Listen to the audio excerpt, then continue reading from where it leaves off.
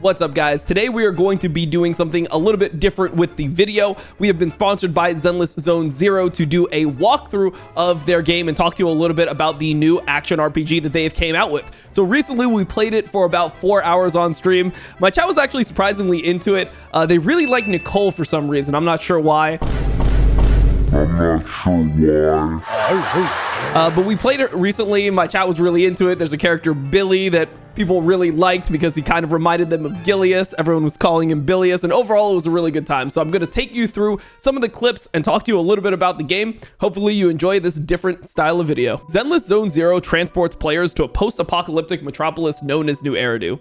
In this chaotic yet vibrant city, humanity struggles to survive against mysterious entities called the Ethereal. One of the first things you'll notice about this game is the diverse cast of characters. Each character brings a unique set of abilities and weapons to the table, allowing for varied gameplay styles. From sword-wielding warriors to high-tech gunslingers, there's a character for every type of player. Personally, for me, as a jungler, I like playing a lot of bruiser characters. This is how I play pretty much every single game.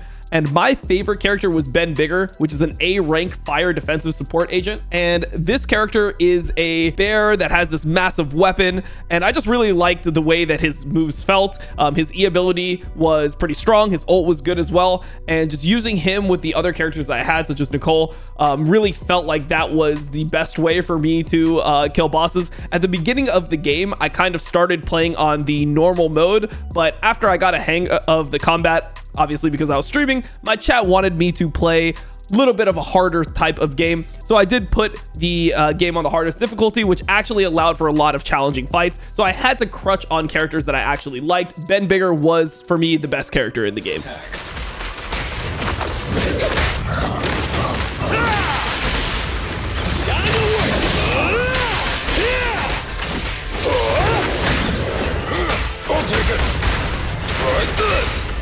Okay, not bad. Okay. I'll cover you.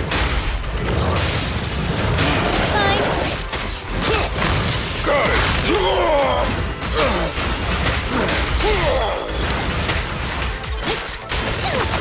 Bring it up. Okay. You gotta dig deeper. Is that it? The combat in Zenless Zone0 is extremely fluid and dynamic. It's reminiscent of hack and slash mechanics seen in Honkai Impact, which we actually played on stream as well, but with a fresh twist. Players can string together combos and utilize special abilities and switch between characters on the fly to maximize their damage output. Damn, was that like perfect timing, or like why did I do so much damage there?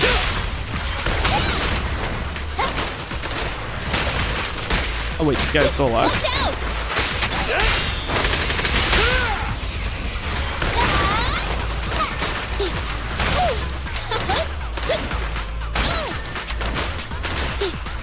Wait, she seems so OP, no?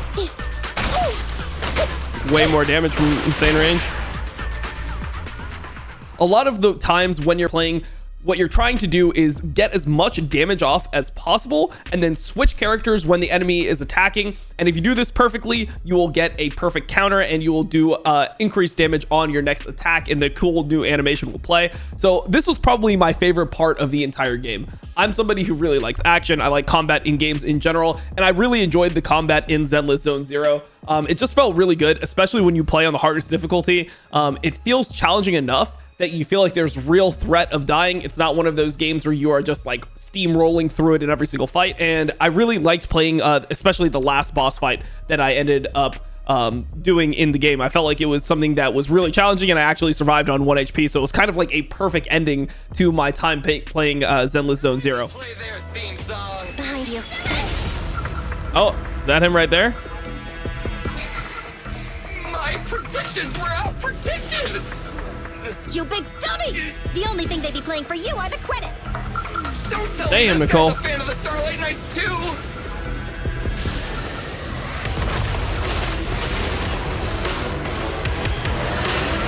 That's him? This one won't go down easily.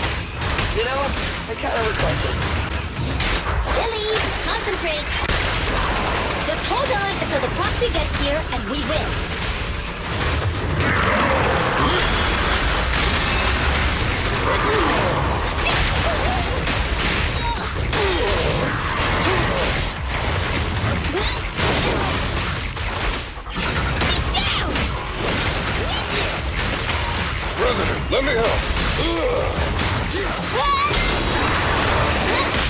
You asked for it. Safety first. Please, be gone!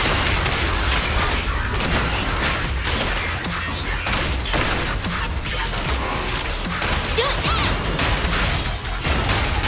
Safety first, team.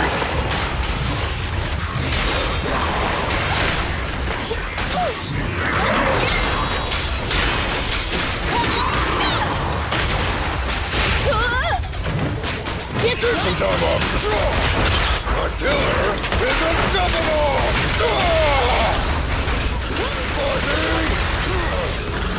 Okay. That it?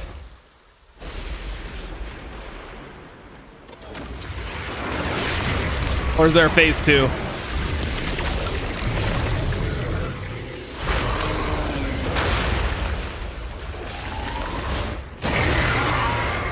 But in general, I would say the combat is the highlight of this game for me personally, and a lot of this was because of the characters and just the style and feel of the game. Outside of the pure combat, I really enjoyed the overall concept of this game.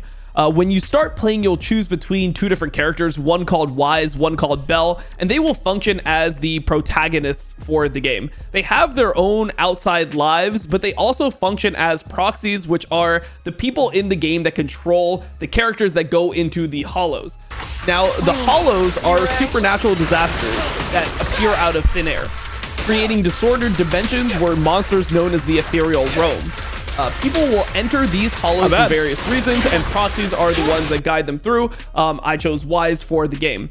Now, the contemporary civilization was destroyed by the hollows, but one civilization known as New Eridu managed to survive the apocalypse by acquiring the technology to extract valuable resources out of the hollows. The hollows then became industrialized and monetized under the city's administration, which gradually led to the increasing tension between monopolistic enterprises, gangs, conspirators, and fanatics. So you'll have your characters, the ones that you'll play as inside the hollows, but then you'll also have the proxies that have their own life. They can do things like go get food, they can go to the arcade. Like I went to the arcade in the game and I was playing Snake with another one of the characters from the game. And I thought that this dynamic of having like the real life but also the hollows where you were having all this combat was a good separation, and it was just an interesting idea and concept overall. It made the game feel very fresh to play. Even though I am not a huge fan of RPGs in general, this game specifically I thought was really good. I enjoyed the overall concept. It felt very like fresh, cutting edge,